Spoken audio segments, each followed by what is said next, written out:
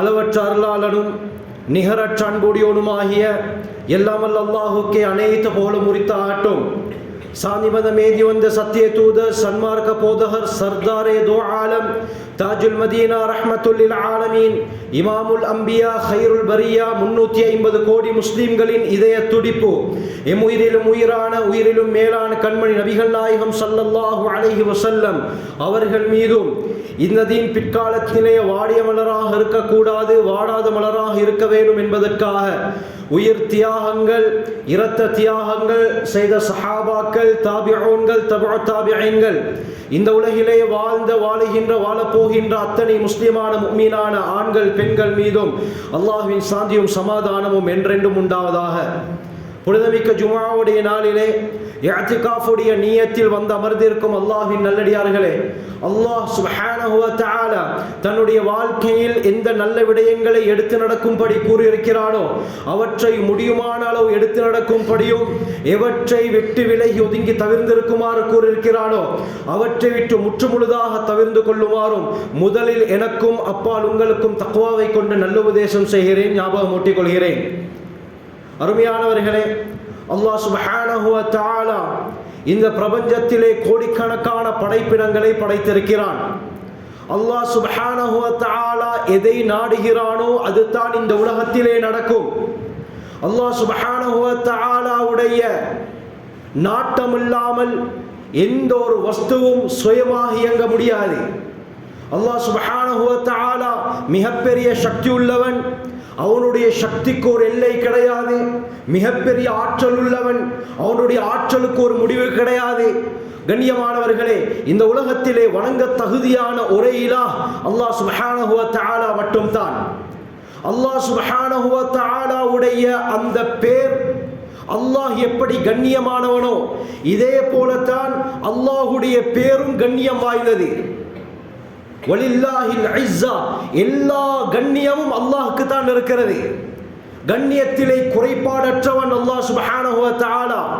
மேன்மையில் பூர்த்தியானவன், மகத்துவம் மிக்கவன் அந்த அல்லாஹ் சுப்ஹானஹு வ தஆலா மட்டும்தான். அல்லாஹுடைய ஸாத் எப்படி கண்ணியம் வாய்ந்ததோ அவனுடைய பேரும் கண்ணியம் வாய்ந்தது தான். இதே போல தான் அருமையானவர்களே, மக்லூக்குகள்ல, படைப்பினங்கள்ல இந்த அல்லாஹ் என்ற வார்த்தை எதனுடன் இணைகிறதோ அதே கண்ணியத்தை அல்லாஹ் அந்த படைப்புக்கும் வைத்திருக்கிறான். அல்லாஹுடைய பேர் எந்த பேருடன் இணைகிறதோ அந்த வஸ்துவும் கண்ணியம் வாய்ந்தது, மகத்துவம் மிக்கது. ஹஜ்ரத் ரசூலுல்லாஹி ஸல்லல்லாஹு அலைஹி வஸல்லம் அவர்களுக்கு சொல்லப்படக்கூடிய பேர் ரசூலுல்லாஹ், அல்லாஹுடைய தூதர். நபி அவர்களுடைய கண்ணியம் எப்படியாப்பட்டது நமக்கு தெரியும். அல்லாஹ் சுப்ஹானஹு வ தஆலா நபி அவர்களுடைய கண்ணியத்தை உயர்த்தி வைத்திருக்கிறான். யாராலும் நபி அவர்களுடைய கண்ணியத்தை கேவலப்படுத்த முடியாது, அதிலே களங்கத்தை ஏற்படுத்த முடியாது. வரஃபஅனா லக திக்ரக், முஹம்மதே ஸல்லல்லாஹு அலைஹி வஸல்லம் உங்களுக்காக வேண்டி உங்களுடைய வர்ணனையை, உங்களுடைய சிறப்புகளை, உங்களுடைய குணத்தை, உங்களுடைய பெயரை நாங்கள் உயர்த்தி விட்டோம். யாராலும் கேவலத்தை நினைத்து கூட பார்க்க முடியாது. காரணம் என்ன? அல்லாஹ் என்ற பெயர் இணைகிறது ரசூலுல்லாஹ். அல்லாஹ்க்கு என்ன கண்ணியமோ அதே கண்ணியத்தை அல்லாஹ் ரசூலுல்லாஹி ஸல்லல்லாஹு அலைஹி வஸல்லம் அவர்களுக்கு வைத்திருக்கிறார். குர்ஆனுக்கு சொல்லப்படக்கூடிய பெயர் கலாமுல்லாஹ், அல்லாஹ்வுடைய பேச்சு. குர்ஆன் எப்படியாப்பட்டது? இறக்கப்பட்ட நாளில் இருந்து இதுவரை யாராலும் ஒரு புள்ளியை கூட மாற்ற முடியாமல் இருக்கிறது. ஒட்டக காலத்திற்கும் ஒத்து போகக்கூடிய வேதம் இந்த குர்ஆன். ஆர்டிஃபிஷியல் இன்டெலிஜென்ட் AI உடைய காலத்திற்கும் ஒத்து போகக்கூடியது இந்த குர்ஆன். இதற்கு பிறகு எந்த டெக்னாலஜியுடைய காலம் வருமோ அந்த காலத்துக்கும் குர்ஆன் மட்டும் தான் ஒத்து போகும். எல்லா காலத்திற்கும் எல்லா நேரங்களுக்கும் ஒத்து போகக்கூடிய ஒரே விடயம் குர்ஆன். எத்தனையோ ஆராய்ச்சிகளை இன்று விஞ்ஞானிகள் செய்கிறார்கள். நாஸ்திகர்கள் இஸ்லாத்துக்குள்ளால் வருகிறார்கள். குர்ஆனை ஆராய்ச்சி செய்கிறார்கள், இஸ்லாத்துக்குள்ளால் வருகிறார்கள். எத்தனை விஞ்ஞானிகள் அருமையானவர்களே, குர்ஆனை பார்த்து அவர்கள் ஆச்சரியப்பட்டு ஒட்டக காலத்தில் இப்படி அறிவியலை பற்றி எப்படி குர்ஆன் பேசியிருக்க முடியும்? இஸ்லாத்துக்குள்ளால் ஏராளமானவர்கள் வந்த சரித்திரம் இருக்கிறது. குர்ஆனிலே ஒரு புள்ளியை கூட மாற்ற முடியாது. அல்லாஹ் சேலஞ்ச் பண்ணுகிறான், முஹம்மதே ஸல்லல்லாஹு அலைஹி வஸல்லம் நீங்க சொல்லுங்க, ல இன் இஜ்தமஅத்தில் இன்சு வல் ஜின் அலா யஅதூக பிமிஸ்லி ஹாதல் குர்ஆன். இந்த உலகத்தில் இருக்கக்கூடிய எல்லா மனிதர்களையும் தாண்டி சக்தி வாய்ந்த ஜின்கள் எல்லாமே இணைந்து எல்லாமே ஒருவருக்கொருவர் உதவி செய்து கொள்ளட்டும். ஏன் என்று சொன்னால் குர்ஆனை போன்ற ஒரு வேதத்தை கொண்டு வாருங்கள். அல்லாஹ் சேலஞ்ச் பண்றான். யாராலும் கொண்டு வர முடியாத அருமையானவர்களே. ஆக அல்லாஹ் என்ற பெயர் இணைவதின் காரணமாக குர்ஆனுக்கு அல்லாஹ் இப்படியாப்பட்ட கண்ணியத்தை வைத்திருக்கிறான். நாம் எதிர்நோக்கக்கூடிய மாதம் முஹர்ரமுடைய மாதம். இந்த முஹர்ரமுக்கு சொல்லப்பட்ட பெயர் ஷஹ்ருல்லாஹ், அல்லாஹ்வுடைய மாதம். கண்ணியமானவர்களே, இந்த மாதத்திற்கு ஏராளமான சிறப்புகள் இருக்கின்றன. ஏராளமான நிகழ்வுகளை அல்லாஹ் அந்த மாதத்திலே சிறப்பித்து காட்டியிருக்கிறான். இஸ்லாத்துடைய மாதங்களில் முதலாவது தலையான மாதம் முஹர்ரமுடைய மாதம். இதே போல தான் அருமையானவர்களே, அல்லாஹ் சுப்ஹானஹு வ தஆலா மக்காவிலே இருக்கக்கூடிய அந்த கஅபாவையும் கண்ணியப்படுத்தி வைத்திருக்கிறான். கஅபத்துல்லாஹ், பைத்துல்லாஹ், அல்லாஹ்வுடைய வீடு. அல்லாஹ் என்ற வார்த்தை அந்த கஅபாவுடன் இணைகிறது. எப்படி அல்லாஹ்க்கு கண்ணியம் அதிகமோ, நபி அவர்களுக்கு கண்ணியம் அதிகமோ, குர்ஆனுக்கு கண்ணியம் அதிகமோ, இந்த முஹர்ரம் மாதத்திற்கு கண்ணியமோ, இதே போல இந்த கஅபத்துல்லாஹ்வுக்கும் அல்லாஹ் கண்ணியத்தை ஏற்படுத்தி தான் வைத்திருக்கிறான். யாராலும் களங்கத்தை ஏற்படுத்த முடியாது. கண்ணியமிக்க ஒரு மாதத்தை நாங்கள் முன்னோக்குகிறோம். துல்ஹிஜ்ஜாவுடைய மாதம். நாங்கள் தொழுகையை எப்பொழுது வேண்டுமானாலும் தொழுது கொள்ளலாம். நோன்பு பிடிப்பது எப்பொழுது வேண்டுமானாலும் நோன்பு பிடித்துக் கொள்ளலாம். சுன்னத்தான நோன்புகள் எப்பொழுது வேண்டுமானாலும் பிடித்துக் கொள்ளலாம். ஜகாத் அவருக்கு வருடம் பூர்த்தியாகிருச்சா, கடமையாகிருச்சா, நோன்பு வரைக்கும் பார்த்து கொண்டிருப்பதற்கு அனுமதி இல்லை. உடனடியாக அவருக்கு வருடம் பூர்த்தியாகிருச்சா ஜகாத்தை நிறைவேற்றணும். குர்ஆன் எப்ப வேண்டுமானாலும் ஓதலாம். zikr எப்பொழுது வேண்டுமானாலும் செய்யலாம். ஆனால் ஒருத்தர் ஹஜ் செய்ய வேண்டும் என்று சொன்னால் அவர் துல்ஹிஜ்ஜா மாதம் வரும் வரை காத்திருக்க வேண்டும். முஹர்ரம் அல்லாஹ்வுடைய மாதம் தானே, அந்த மாதத்திலே நான் செய்கிறேன். ரபியுல் அவ்வல் ஸல்லல்லாஹு அலைஹி வஸல்லம் பிறந்த மாதம், அதிலே நான் செய்கிறேன். ரமதான் கண்ணியமிக்க மாதம், அந்த மாதத்திலே நான் செய்கிறேன் என்று யாருக்குமே முஹர்ரம்லயோ, ரபியுல் அவ்வல்லையோ, ரமதான்லயோ, ரஜபுலையோ, ஷஅபான்லயோ ஹஜ்ஜை செய்ய முடியாது. அவர் எப்படியாப்பட்ட மல்டி மில்லியனராக இருந்தாலும் துல்ஹிஜ்ஜாவுடைய 8வது நாள் வரை காத்திருக்க வேண்டும். துல்ஹிஜ்ஜாவுடைய மாதம் வரை காத்திருக்க வேண்டும். ஸல்லல்லாஹு அலைஹி வஸல்லம் சொன்னார்கள், புகாரியுடைய ரிவாயத், மன் ஹஜ்ஜ லில்லாஹ் ஃபலம் யர்ஃபுஸ் வலம் யஃப்சுக். வார்த்தைகளிலும் செயல்களிலும் கெடுதியை ஏற்படுத்தாமல் யார் அல்லாஹ்வுக்காக வேண்டி ஹஜ் செய்கிறாரோ, எப்படியாப்பட்ட கூலி தெரியுமா? ரஜஅ கயௌமின் வலதத்ஹு உம்முஹு. அன்று பிறந்த பாலகன் போல் அவர் திரும்புகிறார் என்றார்கள் ஸல்லல்லாஹு அலைஹி வஸல்லம். எல்லா பாவங்களும் மன்னிக்கப்பட்ட நிலையில் அன்று பிறந்த பாலகன் போல் அவர் வீடு திரும்புகிறார். மிகப்பெரிய பாக்கியம் அருமையானவர்களே.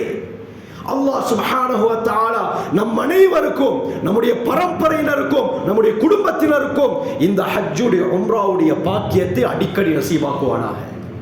அருமையானவர்களே, வசதி இருக்கிறது, போக முடியாது. அல்லாஹ் யாரை நாடுகிறாரோ அவருக்கு தான் அங்கே போக முடியும். எத்தனையோ பேர் கோடீஸ்வரர்கள் இருக்கிறார்கள், இருந்து என்ன பலன்? ஒரு தடவை கூட ஹஜ் செய்தது கிடையாது. ஒரு தடவை சரி காபாவை பார்த்தது கிடையாது. இன்று சாதாரண தொழில் செய்யக்கூடியவர்கள் ஹஜ்ஜுடைய கடமையை நிறைவேற்றுகிறார்கள், உம்ராவுடைய கடமையை நிறைவேற்றுகிறார்கள். எப்படி கண்ணியமானவர்களே, அந்த இடத்திற்கு போவதற்கு பணம் அவசியம் இல்லை. அது இஸ்லாத்துடைய நிபந்தனை. அது ஃபர்லாக இருந்தாலும் அல்லாஹ் யாரை விரும்புகிறானோ, யாருக்கு நாடுகிறானோ அவரைத்தான் அந்த வீட்டுக்கு எடுப்பான். அல்லாஹ் நம் அனைவருக்கும் அந்த பாக்கியத்தை நசீவாக்குவானாக. அருமையானவர்களே, இன்று 18 லட்சம், 20 லட்சம், 23 லட்சம் செலவழித்து அந்த கஅபாவை பார்ப்பதற்காக முழு உலகத்திலிருந்தும் ஹாஜிமார்கள் அந்த மக்காவை நோக்கி சென்று கொண்டிருக்கிறார்கள். ஹஜ்ஜுடைய காலம் ஆரம்பமாகிவிட்டது. அருமையானவர்களே, ஏன் செல்கிறார்கள்? பல நோக்கங்கள் இருந்தாலும் முக்கியமான நோக்கம் துஆவுடைய இடம். அது மக்கா துஆவுடைய இடம். கிட்டத்தட்ட 17 இடங்கள் இருக்கின்றன துஆவுடைய இடம். இன்னைக்கு உம்ரா செய்கிறார்கள், காரணம் என்ன? நோய், தீராத நோய். இதற்கு இதுதான் வழி. போகிறார்கள், கஅபாவை பார்க்கிறார்கள், துஆ கேட்கிறார்கள், அல்லாஹ் துஆவை கபூல் செய்கிறான். அருமையானவர்களே, எத்தனை நோக்கங்கள் இருந்தாலும் முக்கியமான ஒரு நோக்கம், அங்க போறது துஆவுக்காக வேண்டித்தான். ஆச்சரியமான இடம், தியாகம் நடந்த இடம். அருமையானவர்களே, அந்த கஅபத்துல்லாஹ், அதை பார்த்த உடனே அல்லாஹ் சுப்ஹானஹு வ தஆலா நாம் கேட்கக்கூடிய எல்லா துஆக்களையும் கபூல் செய்கிறான். அதனால தான் கைட், நம்மை நமக்கு வழிகாட்டியாக வரக்கூடியவர் என்ன செய்வாரு? நீங்க கஅபாக்கு வாரீங்களா, பார்வையை தாழ்த்திய வண்ணம் பாருங்கள். நான் எப்ப சொல்றேனோ அப்ப தலையை தூக்குங்கன்னு சொல்வாரு. பின்னால வரக்கூடியவர்கள் எப்ப அந்த கஅபாவை நான் பார்ப்பேன் என்ற ஆசையுடன் கீழே பார்த்து கொண்டு அந்த மஸ்ஜிதுல் ஹராமுடைய ஒவ்வொரு எட்டையும் எடுத்து வைப்பார்கள். இப்ப வழிகாட்டி சொல்வாரு, நீங்க எதற்காக கஷ்டப்பட்டு வந்தீர்களோ அது முன்னால் தான் இருக்குது.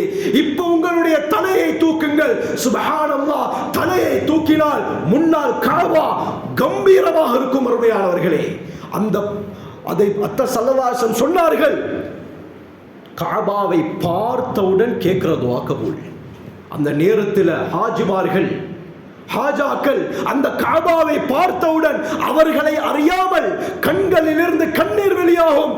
கேட்கக்கூடிய எல்லா துஆவையும் அல்லாஹ் கபூல் செய்கிறான். இப்ப எங்களுக்கு ஒரு சந்தேகம் வரும், எக்கச்சக்கமான துஆக்கள் இருக்குது, எதை ஃபர்ஸ்டா கேட்கிறது? பார்த்த உடனே கேட்கிற துஆ அல்லாஹ் கபூல் செய்கிறானே. உலமாக்கள் கூறுகிறார்கள், ஸல்லல்லாஹு அலைஹி வஸல்லம் நமக்கு முக்கியமான ஒரு துஆவை கற்று தந்தார்கள். அல்லாஹ் சூரா பக்ராவுல இந்த துஆவை சொல்கிறான், ரப்பனா ஆதினா ஃபித் துன்யா ஹஸனா வ ஃபில் ஆখিরাতি ஹஸனத வ கினா அஸாபன்னார். யா அல்லாஹ், இந்த உலகத்தில் எனக்கு தேவையான எல்லா நல்ல விடயங்களையும், மறுமையில எனக்கு தேவையான எல்லா நல்ல விடயங்களையும் எனக்கு தந்திரியா அல்லாஹ், அந்த நரகத்தை விட்டு எங்களை பாதுகாத்திரியா அல்லாஹ் என்ற சுருக்கமான துஆவை ஸல்லல்லாஹு அலைஹி வஸல்லம் சொல்லி தந்தார்கள். இந்த துஆவை கேட்பது முஸ்தஹப் என்கிறார்கள். இந்த துஆவை கேட்டால் இதற்கு பிறகு நாங்கள் எங்கே இருந்து என்ன துஆ கேட்டாலும் அல்லாஹ் துஆவை கபூல் செய்கிறான். அருமையானவர்களே, கஅபாவை பார்த்தவுடன் கேட்கக்கூடிய துஆவை அல்லாஹ் கபூல் செய்கிறான். அல்லாஹ் சுப்ஹானஹு வ தஆலா இப்ராஹிம் அலைஹிஸ்ஸலாம் அவர்களை பல விதத்திலே சோதித்தான். இது பிதலா இப்ராஹிம் ரப்புஹு பிகலிமாத்தின். அல்லாஹ் பல விதத்தில் இப்ராஹிம் அலைஹிஸ்ஸலாத்தை சோதித்தான். அதில் ஒன்று தான் பல வருடங்களுக்கு பின்னால இமாம் ஹாசின் அவர்கள் தஃப்சீரில் குறிப்பிடுறாங்க, ஹதரத் இப்ராஹிம் அலைஹிஸ்ஸலாம் அவர்களுக்கு கிட்டத்தட்ட 120 வயது, மனைவிக்கு 99 வயது. ஹாஜர் அலைஹிஸ்ஸலாம், இஸ்மாயில் அலைஹிஸ்ஸலாத்தை அல்லாஹ் கொடுக்கிறான் கிஃப்டாக. 120 வயதில் இப்ராஹிம் அலைஹிஸ்ஸலாம் அவர்களுக்கு கிடைத்த குழந்தை. அல்லாஹுடைய ஆர்டர், உங்களுடைய மனைவியையும் பிள்ளையையும் பாலைவனத்தில் விட்டுட்டு வரணும். அல்லாஹுடைய ஆர்டர், ஒன்றும் செய்யலாது. அல்லாஹ் சோதிச்சு பார்க்கிறான், என்னுடைய கலீல் என்ற வார்த்தையை எடுத்து நடக்கிறாரா? அதுவும் அல்லாஹுடைய ஆர்டர் என்ன? புகாரியில இந்த ரிவாயத் முழுமையாக இடம்பெறுகிறது. ஒரு வார்த்தை உங்களுடைய மனைவியுடன் நீங்கள் பேசக்கூடாது. அல்லாஹுடைய ஆர்டர். இப்ராஹிம் அலைஹிஸ்ஸலாம் மனைவியை அழைத்து கொண்டு மக்கா இருக்கக்கூடிய இடத்திற்கு பலஸ்தீனில் இருந்து வருகிறார்கள். இடையிலே பல தடவை ஹாஜர் அலைஹிஸ்ஸலாம் கேட்கிறாங்க, எங்களை கூட்டிட்டு போறீங்க? இப்ராஹிம் அலைஹிஸ்ஸலாம் ஒரு பதில சொல்லல. அல்லாஹ்வுடைய ஆர்டர், ஒரு வார்த்தை பேசக்கூடாது. கடைசியாக மக்காவுக்கு வருகிறார்கள். எந்த விதமான கட்டிடமும் இல்லை, எந்த விதமான மனிதர்களும் இல்லை, வெறுமனவே பாலைவனமான பூமி. அல்லாஹ்வுடைய ஆர்டர், அந்த இடத்திலே விடுகிறார்கள். கடைசியில் ஹாஜர் அலைஹிஸ்ஸலாத்துக்கு விளங்கிருச்சு, இது அல்லாஹ்வுடைய ஏவலாகத்தான் இருக்கும், இது அல்லாஹ்வுடைய ஆர்டராகத்தான் இருக்கும். விளங்கிருச்சு. உடனடியாக கேட்கிறார்கள், அல்லாஹு அமரக பிஹாதா? இப்ராஹிம் அலைஹிஸ்ஸலாம், அல்லாஹ் தான் இப்படி செய்ய சொன்னானா? அல்லாஹ் தான் உங்களுக்கு ஏவினானா? இப்ராஹிம் அலைஹிஸ்ஸலாம் அப்ப கூட பேசல, தலையை குனித்தார்கள், சைக்கிளை செய்தார்கள். ஆம், இது அல்லாஹ்வுடைய ஆர்டர். சொன்னார்கள், அப்படி என்றால் அல்லாஹ் என்னையும் என்னுடைய குழந்தையையும் ஒரு போதும் வீணாக்க மாட்டார். அல்லாஹ் எனக்கு பாதுகாவலன், நீங்க போயிட்டு வாங்க என்று மனைவி திருப்பி அனுப்புகிறார்கள். கவலையுடன் கண் கலங்குது இப்ராஹிம் அலைஹிஸ்ஸலாம் அவர்களுக்கு. என்ன செய்கிறார்கள்? திரும்பி போறார்கள். அருமையானவர்களே, திரும்பி அந்த மக்கா காபா இருந்த இடத்தை பார்த்து அவர்கள் 3 துஆக்களை செய்தார்கள். 10 துஆக்கள் வருகிறது சூரா இப்ராஹிம். அல்லாஹ் தெளிவாக குறிப்பிடுறான், அதுல 3 முக்கியமான துஆக்கள். 3 துஆக்களை செய்தார்கள். ரப்பனா இன்னி அஸ்கன்து மின் ذُرِّيَّتِي بِوَادٍ غَيْرِ ذِي زَرْعٍ عِندَ بَيْتِكَ الْمُحَرَّمِ. யா அல்லாஹ், உன்னுடைய கண்ணியமான வீடு காபா இருக்கக்கூடிய இடத்துல என்னுடைய குடும்பத்தை நான் விட்டுட்டு வாரேன். அது எப்படியாப்பட்ட இடம்? غَيْرَ ذِي زَرْعٍ, எந்த விதமான புட்கள் முளைக்காத பாலைவன பூமி. அந்த இடத்துல என் குடும்பத்தை நான் விட்டுட்டு வாரேன் யா அல்லாஹ். ரப்பனா லியுகீமுஸ் ஸலாஹ், யா அல்லாஹ், அவர்கள் தொழுகையை நிலைநாட்டக்கூடியவர்களாக ஆக்கிவிடு. இரண்டாவது துஆ, மக்கள் கூட்டம் கூட்டமாக இவர்கள் இருக்கக்கூடிய இடத்தை நோக்கி வர வேண்டும். மூன்றாவது வர்ஸுக் அஹ்லஹு மினஸ் ஸமராத் வர்ஸுக்ஹும் மினஸ் ஸமராத், மூன்றாவது துஆ, இவர்களுக்கு பழங்களை கொண்டு நீ ரிஸ்க் அளித்திரு யா அல்லாஹ், உணவளித்திரு யா அல்லாஹ் என்ற 3 முக்கியமான துஆக்களை செய்தார்கள். அருமையானவர்களே, அல்லாஹ் சுப்ஹானஹு வ தஆலா இந்த துஆக்களை எப்படி கபூல் செய்கிறான்? அல்லாமா ஆலூசி ரஹ்மத்துல்லாஹி அலைஹி தங்களுடைய ரூஹுல் மஆனி என்ற தஃப்சீர்ல தெளிவாக குறிப்பிடுகிறார்கள். ஜுர்ஹூம் என்ற கூட்டத்தினர் யமனிலே வாழ்ந்தவர்கள். இந்த யமனில் இருந்து இவர்கள் மக்கா இருக்கக்கூடிய அந்த பிரதேசம் வழியாக வருகிறார்கள். திடீரென்று பார்த்தால் வானத்திலே பறவைகள் அவ்வாறு வட்டமிட்டு கொண்டிருக்கின்றன. பொதுவாக பறவைகள் வட்டமிடுவது தண்ணீர் இருக்கக்கூடிய இடத்தை பார்த்துதான். தன்னுடைய குழுவிலே இருந்த 2 பேரை அனுப்பி சொல்றாரு.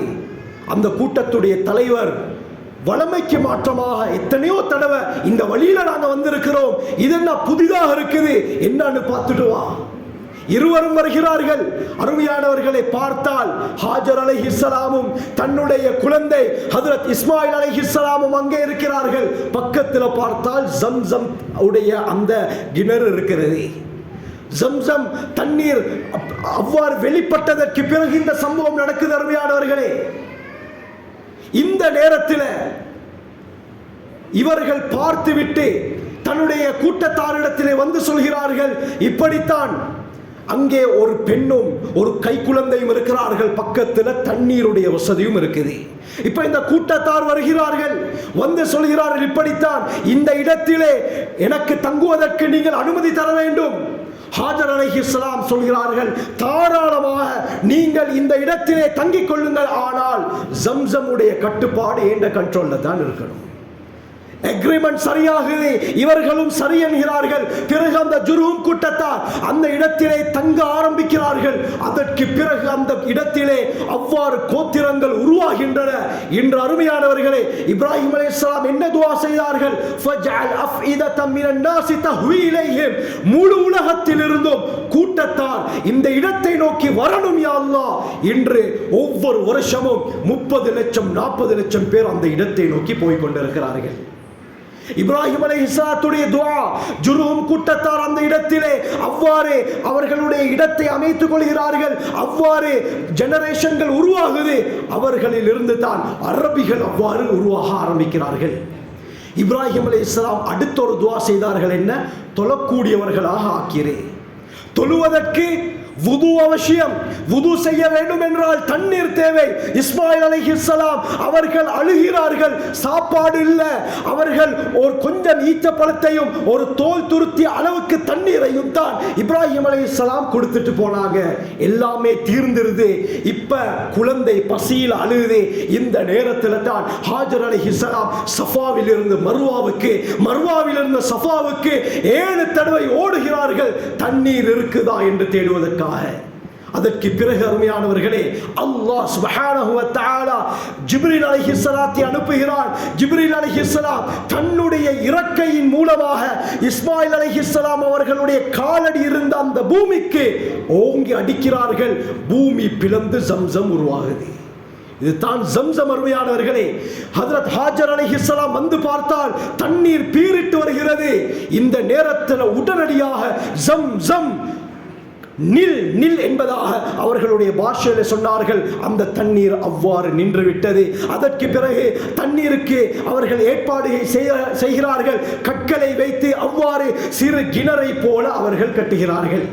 எந்த அளவுக்கு கிதாபில் எழுதுறாங்கன்றா, அந்த நேரத்தில் ஹாஜர் அலைஹிஸ்ஸலாம் மட்டும் அந்த வார்த்தையை சொல்லாவிட்டால் அந்த தண்ணீரின் மூலமாக உலகத்தில் மிகப்பெரிய வெள்ளப்பிரளயம் ஏற்பட்டிருக்கும்.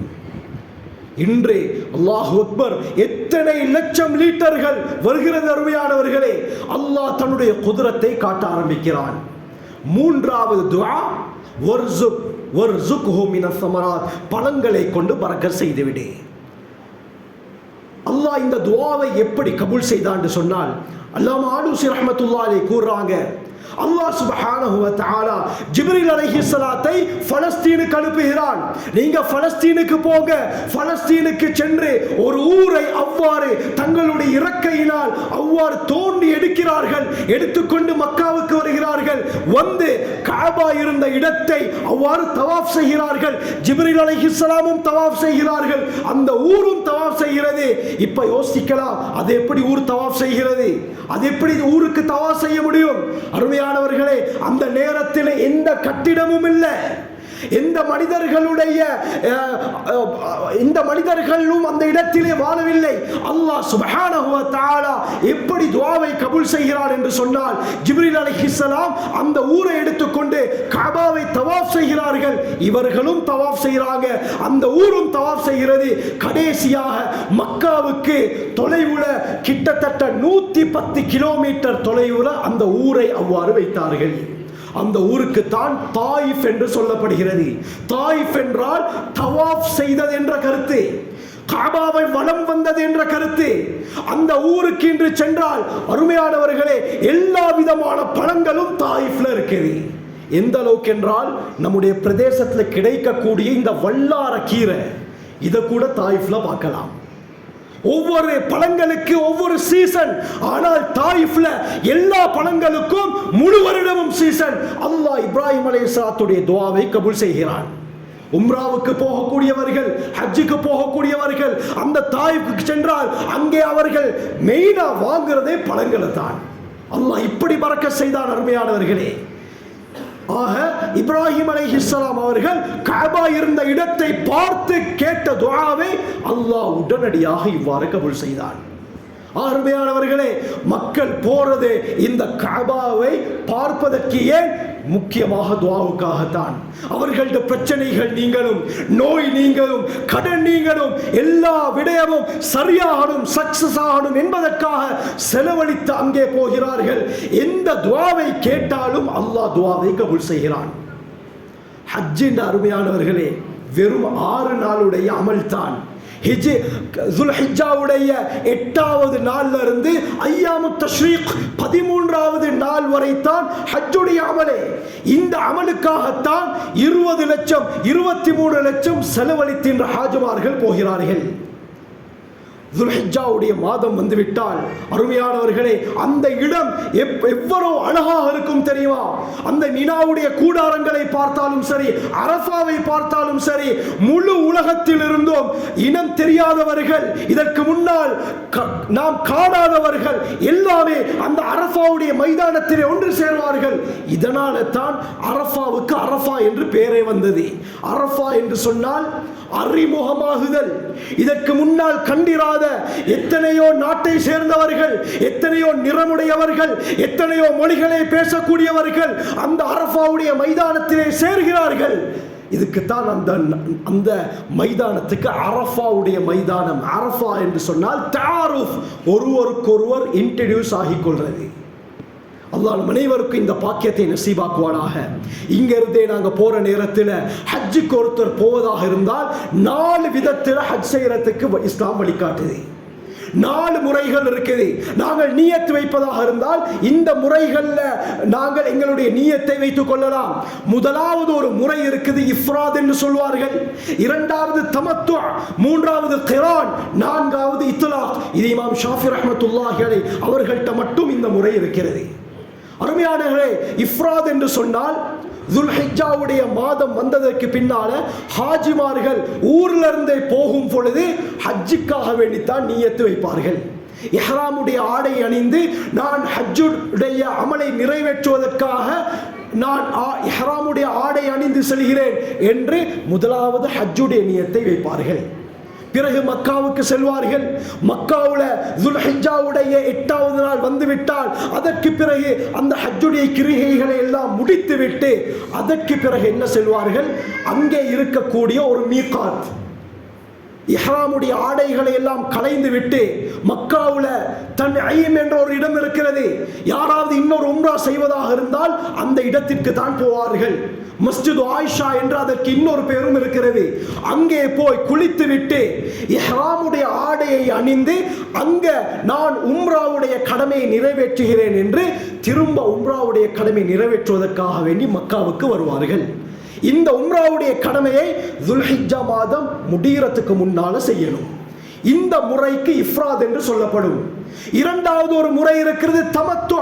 தமத்து என்று சொன்னால் இங்கிருந்தே போக்குல உம்ராவுடைய நியத்தில் தான் போவார்கள். சிலர்கள் துல்காதாவிலேயே மக்காவுக்கு சென்று விடுவார்கள். ஒவ்வொரு குரூப் ஒவ்வொரு டேட்ல இருக்கும். அந்த டேட் அடிப்படையில் இவர்கள் நேர காலத்துடன் மக்காவுக்கு செல்வார்கள். ஹஜ்ஜுடைய கிரிகைகள் ஆரம்பிப்பதற்கு 15 நாள் 12 நாள் 10 நாள் முன்னால மக்காவுக்கு செல்வார்கள். சென்று அவர்கள் என்ன செய்வார்கள், அவர்கள் உம்ராவுடைய கடமையை நிறைவேற்றுவார்கள்.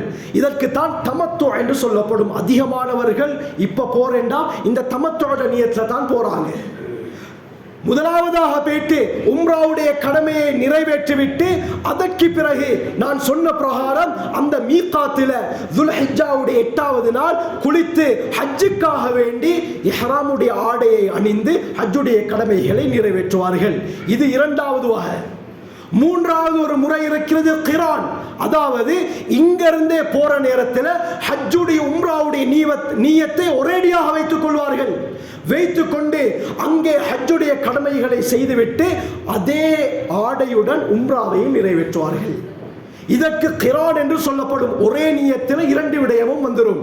திரும்ப உம்ரா செய்யறதுக்காக வேண்டி இஹ்ராமுடைய ஆடையை களைய தேவையில்லை. நான்காவது ஒரு முறை இருக்குது. அது இந்த காலத்தில் மிச்சம் குறவு. அதற்கு இத்லாக் என்று கூறுவார்கள். அது இமாம் ஷாஃபி ரஹ்மத்துல்லாஹி அலைஹி அவர்களிடத்தில் மட்டும் காசான ஒரு விடயம், குறிப்பான விடயம். அப்படின்னு சொன்னால் பொதுவாக ஹஜ் உம்ரான் நியத்து வைக்காம கிரிகைகளை நுசுக்களை நிறைவேற்றதுக்காக வேண்டி நான் ஹஜ்ஜுக்கு போகிறேன் என்று நியத்து வைத்து அங்கே சென்றதற்கு பிறகு இவர் எதை விரும்புகிறார், ஹஜ்ஜாக இருந்தால் மீகாத்துக்கு போயிட்டு ஹஜ்ஜுடைய நியத்தை வைத்து செய்வார். அப்படி இல்லாவிட்டால் உம்ராவுடைய நியத்தை வைத்து இவ்வாறு செய்து கொள்வார்கள். எது செய்தாலும் ஒரு விடயத்தை முடித்ததற்கு பின்னால இஹ்ராமுடைய அந்த ஆடையை களைந்து விட்டு அடுத்த அமலை மீண்டும் மீகாத்துக்கு சென்று நியத்து வைத்து செய்ய வேண்டும். இப்படி 4 முறை இருக்கிறது அருமையானவர்களே. இங்கே இருந்து போகக்கூடியவர்கள் ஊரிலிருந்தும் ஹஜ்ஜுடைய நியத்தை வைத்துக் கொண்டு செல்லலாம். ஆனால் கட்டாயம் வைக்கணும் நம்முடைய மீகாத்ல. புகாரியுடைய ரிவாயத் ஸல்லல்லாஹு அலைஹி வஸல்லம் உலகத்தில் இருக்கக்கூடிய மக்கள் ஒவ்வொரு பிரதேச மக்களுக்கு ஒவ்வொரு இடத்தை முடிவு செய்தார்கள். நீங்கள் இஹ்ராமுடைய ஆடையை நியத் வைப்பதாக இருந்தால் இந்த இடத்தில் தான் வைக்க வேண்டும். நாம் நம்முடைய நியத்தை மீகாத்தில் வைக்கிறது ஹஜ்ஜுடைய வாஜிபுல் ஒன்று. பொதுவாக ஸ்ரீலங்கா இந்தியாவுடைய பகுதிகளில் யாராவது ஹஜ்ஜுக்கு போவதாக இருந்தால் யலம்லம் என்ற இடம் வந்ததும் நாங்கள் நியத்து வைக்கணும். மக்காவிலிருந்து 130 கிலோமீட்டர் தூரத்தில் இந்த இடம் இருக்குது. ஃப்ளைட்ல போற நேரத்தில் அங்க அனௌன்ஸ் பண்ணுவார்கள், யலம்லம் என்ற இடம் வந்து விட்டது. நமக்கு வழிகாட்டியாக இருக்கக்கூடியவர் ஃப்ளைட்ல வைத்து நியத்தை சொல்லி தருவார். இங்கிருந்தே நாம் நியத்தை வைத்துக் கொண்டு செல்லலாம், பிரச்சனை கிடையாது. ஆனால் மீகாத்ல தான் கட்டாயம் நியத்தை வைக்கணும். அப்படி மீகாத்ல கட்டாயம் நியத்து வைக்காம அவர் போயிட்டார் சொன்னால் அதற்காக வேண்டி ஃபித்யா தம் கொடுக்க வேண்டும். குற்றப்பரிகாரமாக ஒரு ஆடை அவர் கொடுக்க வேண்டும். பிறகு இங்கிருந்து செல்வார்கள். சென்றதற்கு பிறகு தங்களுடைய லெகேஜ்கள் எல்லாம் ஹோட்டல்ல வைத்ததற்கு பிறகு துல்ஹிஜ்ஜாவுடைய 8வது நாள் ஹஜ்ஜுடைய கிரிகைகள் ஆரம்பமாகும். சுபஹ்ல அவர்கள் எந்த இடத்தில் இருக்கிறார்களோ அந்த இடத்திலிருந்து லப்பைக் அல்லாஹும்ம லப்பைக் லப்பைக் லா ஷரீக லக லப்பைக் இன்னல் ஹம்த வன் நிஅமத லக வல் முல்க் லா ஷரீக லக் என்ற தல்பியாவை சொன்னவர்களாக மினாவை நோக்கி செல்வார்கள். அன்றைய நாள் துல்ஹிஜ்ஜாவுடைய 8வது நாள், அதற்கு யௌமு தர்வியா என்று சொல்லப்படும், தாகம் தீர்க்கக்கூடிய நாள். ஏன் இந்த நாளுக்கு இந்த பேர் வந்ததுன்னு சொன்னால், பொதுவாக ஹஜ்ஜுடைய சீசன் கிளைமேட் ரொம்ப சூடாகத்தான் இருக்கும். அந்த காலத்தில் ஹாஜிமார்களுக்கு தண்ணீர் கொடுப்பதற்காக வேண்டி என்ன செய்வார்கள்? நீருடைய விநியோகத்தை அவர்கள் செய்வார்கள். குறைஷியர்கள் இடத்திலே சிகாயத்துல் ஹாஜ், ஹாஜிமார்களுக்கு தண்ணீர் புகட்டக்கூடிய விடயம் முக்கியமான ஒரு அமலாக இருந்தது. அந்த காலத்திலிருந்து வாழையடி வாழையாக இந்த அமலை செய்வார்கள். 8வது நாள் எல்லோரும் ஹஜ்ஜுக்காக செல்லும் பொழுது அவர்கள் கஷ்டப்படக்கூடாது என்பதற்காக தண்ணீர் விநியோகம் செய்யப்படும், தாகத்தை தீர்ப்பார்கள். இதனால தான் அந்த நாளுக்கு யௌமு தர்வியான்னு சொல்லப்படுது. அன்றைய நாள் தல்பியா ஓதியவர்களாக ஹாஜிமார்கள் மினாவுக்கு செல்வார்கள். மினாவுல லுஹர், அசர், மக்ரிப், இஷா இந்த 4 தொழுகைகளையும் சேர்த்து 4 ரக்காத்துடைய தொழுகைகளை மட்டும் சுருக்கி தொழுவார்கள். லுஹர் அசராக இருந்தால் 2 ரக்காத், மக்ரிப் இஷாவாக இருந்தால் மக்ரிபை 3ஆக தொழுதுவிட்டு இஷாவை 2ஆக சுருக்கி தொழுவார்கள். மினாவுல அவரவர்களுடைய டென்ட்ல அங்கே தங்குவார்கள். அடுத்த நாள் துல்ஹிஜ்ஜாவுடைய 9வது நாள் சுபஹையும் மினாவுல தான் நிறைவேற்றுவார்கள். சுபஹ் தொழுகை தொழுததற்கு பிறகு சூரியன் உதயமாகிவிட்டால் அந்த மினாவிலிருந்து அரஃபாவை நோக்கி செல்வார்கள். அரஃபாவுடைய மைதானத்துக்கு துல்ஹிஜ்ஜாவுடைய 9வது நாள் போவார்கள். போய் அங்கே அந்த நாள் மக்ரிப் வரை அரஃபாவுல தான் இருப்பார்கள். லுஹரையும் அஸரையும் சேர்த்து சுருக்கி தொழுது அந்த நாள் முழுக்க துஆவுல தான் ஈடுபடுவார்கள். ஏன்? அரஃபாவுடைய நாளில் கேட்கிற துஆ அல்லாஹ் உடனடியாக கபூல் செய்கிறான். ஸல்லல்லாஹு அலைஹி வஸல்லம் சொன்னார்கள், அல் ஹஜ்ஜு அரஃபா, ஹஜ் என்றாலே அரஃபா தான். ஒருத்தர் முஸ்தலிஃபாக்கு போறாரு, மினாக்கு போறாரு, ஜம்ராக்களுக்கு கல்லெறிகிறார், தவாஃபுல் இஃபாதா செய்கிறார், எல்லாமே செய்கிறார். அரஃபாக்கு மட்டும் போகலன்னா ஹஜ் கூடாமல் போய்விடும். ஹஜ்ஜுடைய அர்கான்கள் ஒன்று. ஹஜ்ஜுடைய அர்கான்கள் ஏதாவது ஒன்று விட்டுட்டா செலவழிச்சு போய் எந்த பிரயோஜனமும் இல்லை. ஹஜ் கூடாமல் போய்விடும் அருமையானவர்களே. ஆகவே அதனால தான் நீங்க பார்க்கலாம், அரஃபாவுடைய நாளில் சிலர் நோயாளிகளாக இருப்பார்கள். சவுதி அரசாங்கம் ஹெலிகாப்டர்ல அந்த நோயாளிகளை கூட்டிக் கொண்டு அரஃபாவுடைய மைதானத்துக்கு மேலால சுற்றுவார்கள். 2-3 தடவை சுற்றுவிட்டு கூட்டிக் கொண்டு செல்வார்கள். ஏன்? அரஃபாவுல அவர் அரஃபாக்கு போகாட்டி ஹஜ்ஜே கூடாமல் போயிடும். 9வது நாள் துல்ஹிஜ்ஜா சூரியன் உதயமானதற்கு பிறகு மக்ரிப் வரை அரஃபாவுலே இருப்பார்கள். மக்ரிப் ஆனதற்கு பின்னால, சூரியன் மறைந்ததற்கு பின்னால அங்கிருந்து முஸ்தலிஃபாவை நோக்கி செல்வார்கள். முஸ்தலிஃபாவுல மக்ரிபையும் இஷாவையும் சேர்த்து இஷாவை சுருக்கி தொழுது அன்றைய இரவு முஸ்தலிஃபாவுல தான் தங்குவாங்க. முஸ்தலிஃபாவுல தங்கிவிட்டு அடுத்த நாள் துல்ஹிஜ்ஜாவுடைய 10வது நாள் பெருநாளுடைய தினம். இந்த துல்ஹிஜ்ஜாவுடைய நாள் என்ன செய்வார்கள்? முஸ்தலிஃபாவிலிருந்து மினாவுக்கு திரும்ப வருவார்கள். மினாவுக்கு ஏன் வர வேண்டும்? அங்கே தான் ஜம்ராக்கள் இருக்கின்றன, ஷைத்தானுக்கு கல்லெறியக்கூடிய இடம். அந்த ஷைத்தான்களுக்கு கல்லெறிவதற்காக வேண்டி முஸ்தலிஃபாவிலிருந்து மினாவுக்கு வருவார்கள். கல்லை எங்க பொறுக்கணும் என்று சொன்னா முஸ்தலிஃபாவில தான் பொறுக்கணும். அரஃபாவுலேயோ மினாவுலேயோ பொறுக்க முடியாது, முஸ்தலிஃபாவில் தான் பொறுக்க வேண்டும். இதுவரைக்கும் 1400 வருடங்களாக வரக்கூடிய லட்சக்கணக்கான ஹாஜிமார்கள் இன்று வரை முஸ்தலிஃபாவில் தான் கல்லை பொறுக்கிறார்கள். ஆனால் யாருமே கல்லு கிடைக்கல என்று சொன்னதாக சரித்திரம் இல்லை. அல்லாஹ் தன்னுடைய குதிரத்தை காட்டிக் கொண்டிருக்கிறான். என்ன செய்வார்கள்? துல்ஹிஜ்ஜாவுடைய 10வது நாள் பெருநாளுடைய தினம் லுஹர் தொழுகைக்கு முன்னால ஜம்ரத்துல் அகபா, இதுக்கு தான் பெரிய ஷைத்தான் சொல்றது, 7 கற்களை எரிந்து விட்டு அதற்கு பிறகு பெருநாளுடைய தினமாக இருப்பதனால் இஹ்ராமுடைய ஆடையை களைந்து புத்தாடை அணிந்து கொள்வார்கள். குர்பான் கொடுக்க வசதியுள்ளவர்கள் அங்கே குர்பான் கொடுத்துக் கொள்வார்கள். அன்றைய நாள் கட்டாயமான ஒரு தவாஃப் இருக்குது, தவாஃபுல் இஃபாதான்னு சொல்லப்படும். அன்றைய நாள் இந்த விடயத்தை முடித்ததற்கு பிறகு திரும்ப மக்காவுக்கு வந்து அந்த தவாஃபுல் இஃபாதா 7 தடவை சுற்றினால் ஒரு தவாஃப். இந்த தவாஃபை அவர்கள் நிறைவேற்றி அதற்கு பிறகு சஃபா மர்வாக்கிடையில் சையும் செய்து கொள்வார்கள். இந்த தவாஃபுல் இஃபாதாவை துல்ஹிஜ்ஜாவுடைய 10வது நாளும் செய்து கொள்ளலாம், அல்லது பிற்படுத்தி ஐயாமு தஷ்ரீக்குடைய நாட்களிலும் செய்து கொள்ளலாம். அதற்கு பிறகு பிறை 11, 12, 13 ஐயாமு தஷ்ரீக்குடைய நாள், இந்த நாட்களிலும் அங்கே தான் மினாவுல தான் ஹாஜிமார்கள் தங்கியிருப்பார்கள். லுஹர் தொழுகைக்கு பின்னால முஸ்தலிஃபாவிலே புறக்கிய அந்த கற்களை எடுத்துக்கொண்டு 3 ஷைத்தான்களுக்கு கல்லெறிவதற்காக ஜம்ரத்துல் ஊலா, வுஸ்தா, அகபா 3 இடம் இருக்கிறது. ஒவ்வொரு நாளும் 7 கல் வீதம் எறிய வேண்டும். அதாவது 21 கல். பிறகு 12வது நாள் 21 கல், 13வது நாள் 21 கல், மொத்தமாக 63. 10வது நாள் 7 கற்கள், 70 கற்களை இவர்கள் எறிவார்கள். 13வது நாள் ஐயாமு தஷ்ரீக்குடைய நாள் என்ன செய்வார்கள்? இந்த அமலை முடித்ததற்கு பிறகு அவர்கள் கடைசியாக விடை பெறக்கூடிய தவாஃபுல் வதாவை மக்காவுக்கு வந்து நிறைவேற்றுவதோடு ஹஜ்ஜுடைய அமல் முடிஞ்சிடும். அதற்கு பிறகு விரும்பினால் ஊருக்கு திரும்புவார்கள் அல்லது மதீனாவுக்கு போவார்கள். இதுதான் ஹஜ்ஜுடைய அமல், 6 நாளுடைய அமல். இதற்காகத்தான் இன்று லட்சக்கணக்கு செலவழித்த ஹாஜிமார்கள் ஹஜ்ஜுக்காக வேண்டி செல்கிறார்கள். ஸல்லல்லாஹு அலைஹி வஸல்லம் என்ன சொன்னார்கள்? சில நேரத்தில் நம்முடைய வார்த்தைகள் வித்தியாசமாக வந்துவிடும். அங்கே யாரையாவது பார்த்து நாங்கள் ஏசி விடுவோம் அல்லது கைகளை தூக்கி விடுவோம். இதனால் தான் நபி அவங்க சொன்னாங்க, மன் ஹஜ்ஜ லில்லாஹ் ஃபலம் யர்ஃபுஸ் வலம் யஃப்ஸுக். நாவால கெட்ட வார்த்தைகளை பேசாமல், கை கலப்புல ஈடுபடாமல் யார் அல்லாஹ்வுக்காக வேண்டி ஹஜ் செய்கிறார்களோ அன்று பிறந்த பாலகன் போல் அல்லாஹ் அந்த அடியானுடைய பாவங்களை மன்னிக்கிறான் என்று ஸல்லல்லாஹு அலைஹி வஸல்லம் சொன்னார்கள். ஒரே ஒரு விடயத்தை கூறிக்கொண்டு குத்பா முடித்துக் கொள்கிறேன். அருமையானவர்களே, நாம் ஒவ்வொருவரும் ஹஜ் செய்வதற்கு ஆசையாக இருக்கிறது. ஒவ்வொருவரும் ஆசைப்படுகிறோம். அல்லாமா குர்துபி ரஹ்மத்துல்லாஹி அலைஹி, இதே போல இமாம் ஃபக்ருர் ராஸி தஃப்சீருல் கபீர் எழுதுறாங்க, எப்ப இப்ராஹிம் அலைஹிஸ்ஸலாம் கஅபாவை கட்டி முடித்தார்களோ இப்ப அல்லாஹ்வுடைய ஆர்டர் என்ன? அஸ்ஸின் ஃபின்னாஸ் பில் ஹஜ். மக்கள் ஹஜ்ஜுக்காக வேண்டி அலைங்க, ஹஜ்ஜுக்காக வேண்டி அலைங்க. இப்ராஹிம் அலைஹிஸ்ஸலாம் கேட்டார்கள், யா அல்லாஹ், என்னுடைய சப்தத்தை யார் கேட்பார்கள்? என்னுடைய சப்தம் எவ்வளவு தூரம் தான் போகும்? முழு உலக மக்களுக்கு எப்படி கேட்க முடியும்? அல்லாஹ் சொன்னான், அழைப்பது உங்களுடைய வேலை, எத்த வைப்பது என்னுடைய வேலை.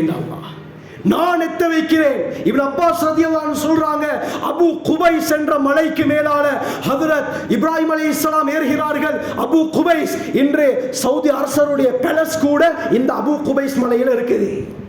சஃபா மலையுடைய அடிப்படை அபு குபைஸ் மலையிலிருந்து ஆரம்பமாகுது.